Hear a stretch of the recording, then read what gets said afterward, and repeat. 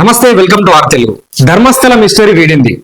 ఏదైతే ఇన్ని ఎలిగేషన్స్ వేసినటువంటి ఆ మాస్క్ మన్ తెర కూడా తొలగింది.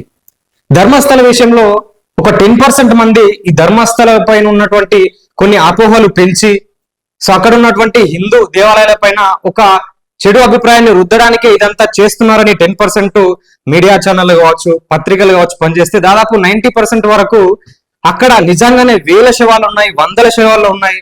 నిజంగా చాలా మంది బలాత్కారం చేయబడి అక్కడ పాతి పెట్టబడ్డారని చెప్పి చాలా మంది ప్రచారం చేయడం జరిగింది. సో మొత్తం మీద చాలా మంది వాదించారు ఏంటంటే నిజం నిలకడ మీద తెలుస్తుంది.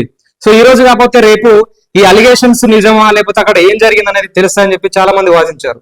సో దాంట్లో భాగంగా మనం కూడా గతంలో కొన్ని వీడియోలు చేయడం జరిగింది. దాంట్లో ఎంతవరకు వాస్తవం, సో ఏదైతే ఒక వ్యక్తి కొన్ని ఏళ్ల తరబడి వేరే ప్లేస్ లో ఉన్నటువంటి వ్యక్తి సడన్ గా వచ్చి నేను వందల శవాలు పాతి పెట్టాను, నేను నా దగ్గర ప్రూఫ్స్ కూడా ఉన్నాయని చెప్పి చెప్పడం ఇది ఎంతవరకు సాధ్యమని చెప్పేసి మనం కూడా గతంలో వీడియోలు చేశాము.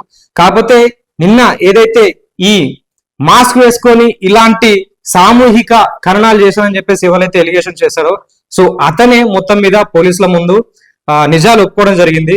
నిజంగా ఆ స్థాయిలో నేను ఖననాలు ఏం చేయలేదు, కొంతమంది నన్ను ఇలా చెప్పమని చెప్పారని చెప్పేసి ఈ చిన్నయ్య అనే వ్యక్తి, ఏదైతే మాస్క్ వేసుకున్న వ్యక్తి అతని పేరు చిన్నయ్య.